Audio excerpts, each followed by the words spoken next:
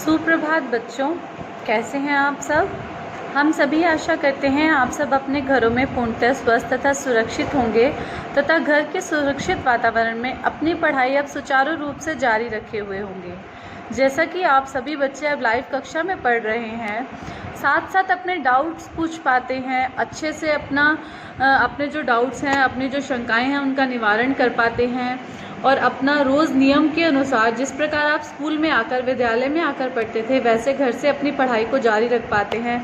आशा करते हैं सभी बच्चे बहुत ही सुविधा में होंगे और अपनी पढ़ाई को सुचारू रूप से जारी रखे हुए होंगे। चलिए बच्चे, आज के दोहे पर आते हैं। आज का दोहा है,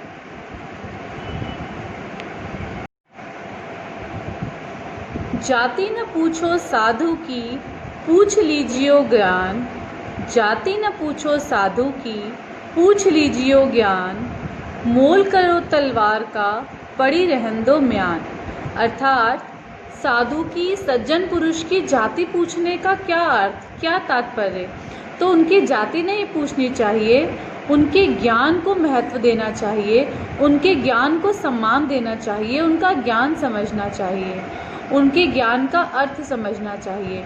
जिस प्रकार मूल्य सिर्फ तलवार का होता है, उसमें तलवार को किस प्रकार की मयान में रखा जा रहा है, मयान का कोई मूल्य नहीं होता। मयान यानी कि खोल, लोहे का खोल जिसके अंदर तलवार को रखा जाता है, तो उसका कोई मोल नहीं होता। मोल होता है सिर्फ मयान का, मोल होता है सिर्फ तलवार का, मयान का कोई मोल नहीं होता। इसलिए जाति न पूछिए साधु की, पूछ लीजिए ज्ञान। मोल करो तलवार का, पड़ी रहन दो म्यान। कि हमें साधु की, सज्जन पुरुषों की जाति से कोई मतलब नहीं होना चाहिए कि वो किस जाति के हैं। हमें मतलब होना चाहिए सिर्फ उनके ज्ञान से, हमें उस ज्ञान को अर्जित करना चाहिए। जिस प्रकार तलवार का ही मूल्य होता है, मयान जो है उसका कोई मूल्य, कोई अर्थ नहीं होता। चलिए बच्चे, अब अपने प्रश्नोत्तरों पर चलते हैं। अपने पाठ के प्रश्नोत्तर पे आज हम लघु प्रश्नोत्तर करेंगे। पहला प्रश्न है लघु प्रश्न का, गांधी जी हवेली के प्रति क्यों उदासीन हो गए। आप सभी बच्चे लिख लीजिए। हवेली में चलने वाली अनीति की बातें सुनकर गांधी जी का मन हवेली के प्रति उदासीन हो गया। हवेली में चलने वाली अनीति की बातें सुनकर गांधी जी का मन हवेली के प्रति उदासीन हो गया था। अगला प्रश्न है, रंभा कौन थी, उसने गांधी जी को क्या समझाया। रंभा गांधी जी के परिवार की नौकरानी थी। रंभा ने गांधी जी को समझाया था कि डर की दवा राम नाम है। रंभा गांधी जी के परिवार की नौकरानी थी। रंभा ने गांधी जी को समझाया था कि डर की दवा राम नाम है। अगला प्रश्न, गांधी जी को राम रक्षा का पाठ सिखाने की व्यवस्था किसने की। उत्तर लिखिए।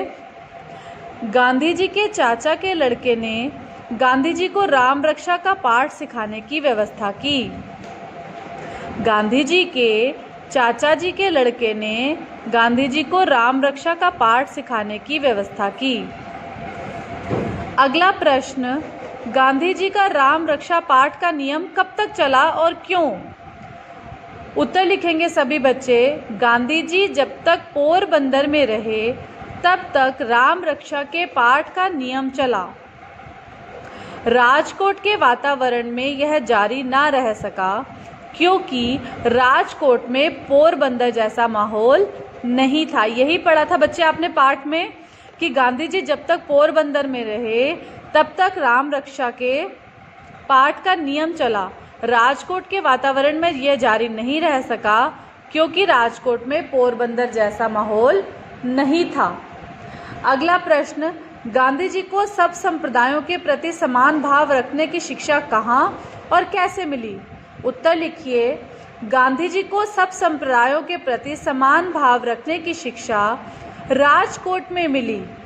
राजकोट में उनके घर उनके पिताजी से मिलने सभी धर्मों के लोग आते थे तथा उनसे अपने अपने धर्म की चर्चा करते थे। गांधी जी उनकी बातें ध्यान से सुनते थे।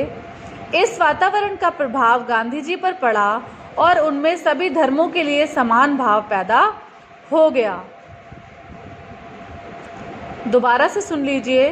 गांधी जी को सब संप्रदायों के प्रति समान भाव रखने की शिक्षा राजकोट में मिली। राजकोट में उनके घर उनके पिता से मिलने सभी धर्मों के लोग आते थे तथा उनसे अपने अपने धर्म की चर्चा करते थे। गांधी जी उनकी बातें ध्यान से सुनते थे। इस वातावरण का प्रभाव गांधी जी पर पड़ा और उनमें सभी धर्मों के प्रति के लिए समान भाव पैदा हो गया। अगला प्रश्न, गांधी जी किस ग्रंथ को भक्ति मार्ग का सर्वोत्तम ग्रंथ मानते थे? उत्तर लिखिए। तुलसीकृत रामायण को गांधी जी भक्ति मार्ग का सर्वोत्तम ग्रंथ मानते थे। तुलसीकृत रामायण को गांधी जी भक्ति मार्ग का सर्वोत्तम ग्रंथ मानते थे। अब है दीर्घ प्रश्नोत्तर। लाधा महाराज के विषय में कौन सी बात प्रचलित थी? उत्तर लिखिए। उनके बारे में कहा जाता था कि उनको कोढ़ की बीमारी हुई तो उसका इलाज करने के बदले उन्होंने बिल्कुएश्वर महाराज पर चढ़े हुए बेलपत्र लेकर कोढ़ वाले अंग पर बांधे और केवल राम नाम का जप शुरू किया। अंत में उनका कोढ़ जड़ से नष्ट हो गया।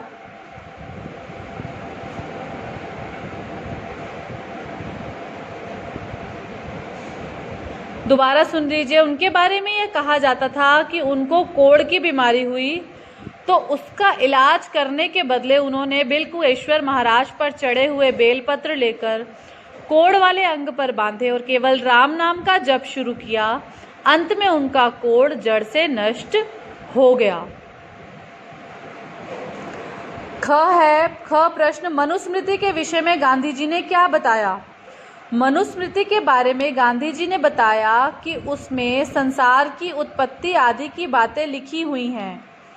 मनुस्मृति के खाद्य अर्थात क्या खाना चाहिए और क्या नहीं खाना चाहिए के संबंध में गांधी जी ने बताया कि मनुस्मृति में उन्होंने वर्तमान प्रथा का विरोध पाया। गांधी जी ने बताया कि मनुस्मृति में हिंसा को उचित ठहराया गया है। मांसाहार को मनुस्मृति में समर्थन किया गया है। मनुस्मृति में सर्प और खटमल आदि को मारने को सही ठहराया गया है। यही सब बातें आपने पाठ में पढ़ी थी। दोबारा से देखिए। मनुस्मृति के बारे में गांधी जी ने बताया कि उसमें संसार की उत्पत्ति आदि की बातें लिखी हुई हैं। मनुस्मृति के खाद्य अर्थात क्या खाना चाहिए और क्या नहीं खाना चाहिए के संबंध में गांधी जी ने बताया कि मनुस्मृति में उन्होंने वर्तमान प्रथा का विरोध पाया। गांधी जी ने बताया कि मनुस्मृति में हिंसा को उचित ठहराया गया है। मांसाहार को मनुस्मृति में समर्थन किया गया है। मनुस्मृति में सर्प और खटमल आदि को मारने को सही ठहराया गया है। अगला प्रश्न, नीति मात्र का समावेश सत्य में है। सत्य को खोजना ही होगा, व्याख्या कीजिए। उत्तर लिखिए। प्रस्तुत वाक्य में गांधी जी ने नीति और सत्य की चर्चा की है तथा सत्य को खोजने की बात कही है। यहाँ गांधी जी ने अपने मन की उलझन को व्यक्त किया है। गांधी जी ने बहुत से शास्त्र पढ़े, फिर भी वे यह नहीं समझ पाए कि क्या सही और क्या गलत। जैसे गांधी जी मांसाहार को गलत समझते थे, लेकिन मनुस्मृति में इसे सही बताया गया है। गांधी जी जीव हत्या को पाप समझते थे, लेकिन मनुस्मृति में सर्प और खटमल को मारना धर्म बताया गया है। इसलिए गांधी जी ने कहा कि आखिरी सत्य क्या है, इसे खोजना होगा, जानना होगा। मतलब गांधी जी जो थे उनको इतने सारे शास्त्र पढ़ने के बाद भी उन्हें ये समझ नहीं आया कि क्या सही है और क्या गलत है, क्योंकि जो वो समझते थे, जैसे वो समझते थे कि मांसाहार गलत है तो मनुस्मृति में उसे सही बताया, जीव हत्या को गलत समझते थे उसे भी मनुस्मृति में सही बताया। अगला प्रश्न, यद्यपि दूसरे धर्मों के प्रति समान भाव जागा, फिर भी यह नहीं कहा जा सकता कि मुझमें ईश्वर के प्रति आस्था थी। गांधी जी के इस कथन का आशय स्पष्ट कीजिए। प्रस्तुत पंक्तियों में गांधी जी ने ईश्वर के प्रति आस्था के प्रति अपने मन की दुविधा की चर्चा की है। सभी धर्मों के लोग उनके पिता के पास आते थे तथा अपने अपने धर्म के बारे में उनके पिता से चर्चा करते थे। इन बातों को गांधी जी बड़े ध्यान से सुनते थे। अतः गांधी जी के समझ में यह बात तो आई कि सभी धर्म अपनी अपनी जगह सही हैं और उनके मन में भी सभी धर्मों के प्रति संभाव भी जागा। लेकिन ईश्वर में उनकी स्वयं कितनी आस्था थी, इसको लेकर शायद वे दुविधा में ही रहे या दुविधा में ही थे। दोबारा से सुन लीजिए। प्रस्तुत पंक्तियों में गांधी जी ने ईश्वर के प्रति आस्था के प्रति अपने मन की दुविधा की चर्चा की है। सभी धर्मों के लोग उनके पिता के पास आते थे तथा अपने अपने धर्म के बारे में उनके पिता से चर्चा करते थे। इन बातों को गांधी जी बड़े ध्यान से सुनते थे। अतः गांधी जी के समझ में यह बात तो आई कि सभी धर्म अपनी अपनी जगह सही हैं और उनके मन में सभी धर्मों के प्रति संभाव भी जागा। लेकिन ईश्वर में उनकी स्वयं कितनी आस्था थी, इसको लेकर वे शायद दुविधा में थे। तो बच्चे, आज लघु और दीर्घ प्रश्नोत्तर जैसा कि जो आपको मैंने अभी कराए आपने किए, इनको आप अपनी उत्तर पुस्तिका में लिख लीजिएगा। अगर आपका कुछ छूट जाता है, आप वीडियो में दोबारा से उसको रिवाइंड करके देख सकते हैं। आपके पास ये सुविधा है कि आप वीडियो में वापस पीछे जाकर उसे देख सकते हैं। लेकिन इसके लिए आपको पीडीएफ भी मिल जाएगी। पीडीएफ भी आपके स्कूल ऐप पे अपलोड हो जाएगी। अगर आपका कुछ छूट जाता है, आप उसमें से भी देखकर लिख सकते हैं। लेकिन जैसा कि मैं आपको रोज़ ही हर लाइव क्लास में, हर वीडियो में आपको बताती हूँ कि बच्चों, जो आपको कराया जा रहा है, आज का काम आज ही खत्म कीजिए, कल पर मत छोड़िए। अगर जितना आपको आज कराया गया आप आज याद कर लेंगे तो आपके लिए बहुत आसान हो जाएगा। परीक्षा के दिनों में आपको कोई परेशानी, किसी भी परेशानी का सामना नहीं करना पड़ेगा। आज के लिए बच्चों इतना ही। मिलेंगे कल लाइव क्लास में।